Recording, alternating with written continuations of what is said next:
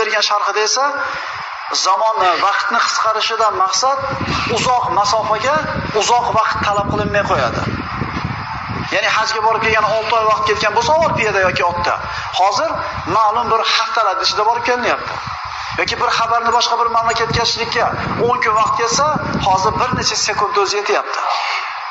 Vaqt qisqaradi degan so'zni mana shunday bir sharhlarni ulamolarimiz keltirib o'tadi.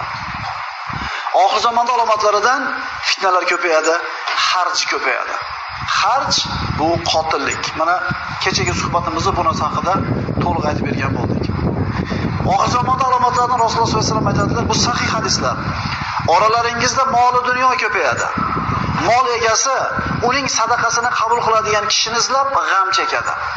Ya'ni mol dunyo shunday ko'p bo'ladiki, sadaqa oladigan yoki zakot oladigan odamni izlab topishlik amri mahol bo'lib qoladi. Bu bo'ldimi, bo'lmadimi? Nima deysizlar? Biz o'zimizni islomimizni tarixini o'qimaganligimiz uchun nima turibmiz? Agar o'qigan bo'lganimizda aytardik, ha, bu bo'lgan. Umar ibn Abdulaziz davrida zakot oladigan odam qolmagan. Odamlar do'ppisiga tillasini solib, qaysi odam kambag'al ekan deb istab yurgan. Biz tariximizni bilmay, shunday bir zamoni saodat bo'lganki, birodarlar, Payg'ambar sollallohu alayhi vasallam asridan keyin mana Umar ibn Abdulaziz bor yo'g'i 2 yil 4 oy xalifa bo'lgan. Umar ibn Hattobning zurriyotidan bo'lgan bu kishi. Lekin adolat bilan hukm yurgizgan podshohga Alloh taolo raiyat uchun qanday barakot to'kib qo'ydi. 2 yil 4 oy podshohlik qildi, xalifalik qildi, barakot shunday yog'ilib ketdi. Zakot oladigan, sadaqa oladigan odam qolmadi. Bu bo'lib o'tdi bu. Bu alomati bo'lganiga 1000 yil bo'lyapti, birodarlar. O qachon kelar ekan o'sha davr? Zo'r bo'lsa kerak, hamma boy bo'lsa deb kutmaylik. Bu bo'ldi bu narsa. Ayni biz ummat tusida bo'ldi.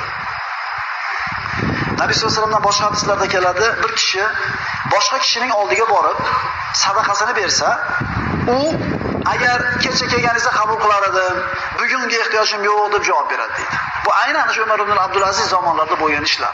Bu alomat bo'lib bo'lganiga 1000 yildan o'tdi. Rasululloh sollallohu alayhi vasallam oxir zamonda alomatlarni sanab o'tar ekan, antara khufatal uratal alata ri'ash-sha'i yatatawaluna fil buniya. Jibril alayhissalom notanish odam suratida kelib payg'ambarimiz oldiga o'tirdi, mashhur hadis. Iymon haqida, islom haqida, ihson haqida so'radi, payg'ambar alayhissalom javob berdi. So'ngra Jibril aytdi, qiyomat haqida gapirib bering. Payg'ambarimiz bu inson ko'rinishida o'tirgan ro'parasidagi Jibrilga sizdan men ko'p bilmayman dedi. Unda uning alomatlari haqida aytib bering deganida alomatlardan shuni sanadiki, yalang oyoq, yalang'och, notayin qo'y boqarlar, binolarni